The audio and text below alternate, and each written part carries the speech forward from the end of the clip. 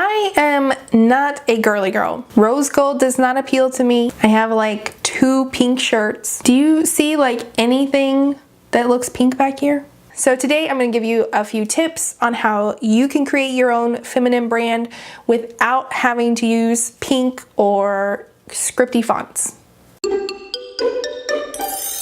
If you're new here, be sure to subscribe. I upload weekly videos about design and business, which is why this week we are talking about designing a feminine brand. Now, before I begin, there are thousands of fonts we could use and color combinations we could use to prove this point that you can have a feminine brand without a script font. Hopefully, this just gives you a few ideas to steer you in the right direction. So the first thing you can do is choose a more rounded font. That's what I did with this client's logo. She works with a lot of corporate clients, so she didn't want anything too girly, but she is a woman and she did want some of that feminine touch to her brand. There is a little bit of pink in this logo, but it is not the main color. And it could still be a very feminine brand even without the pink, but she wanted that pink as part of her brand colors. So when you are looking at fonts, look for ones that are a little bit rounder or curvier and then have round, soft edges. The next thing you could do is add a little flair to your logo. This is actually what I did for my sister's logo.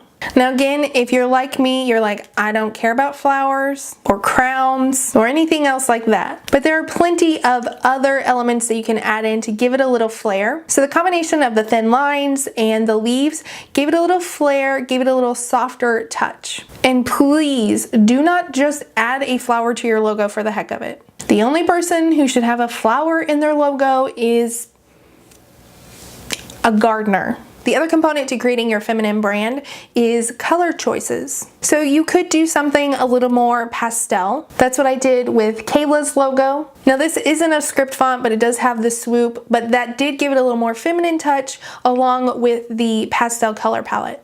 If pastel is not your style, you don't have to. You can use a more bold and moody kind of color palette. This is a great example of a brand I did that does not use a rounded font, does not have pink in the color palette, but has a very luxurious feminine feel to it. The last thing to remember is that it's your brand as a whole that can have a feminine feel, not just your logo. Y'all know that I love me some Diet Dr. Pepper. A few years ago, they had Dr. Pepper 10. When they came out with this drink, they were specifically targeting men for this drink. The design of the can was not that different though. They didn't change their logo, but it was the ads, it was the pictures and the text in those ads that was tailored to appeal to men. So if you want a more feminine feel without the script fonts and without pink, you also need to think about the images you're using on your website and the other fonts you're using on your website and how you're talking on your website. So I hope this was helpful. If you have any questions about branding, I'd love to hear it down in the comments below. Be sure and give this video a thumbs up and I will see you in the next video.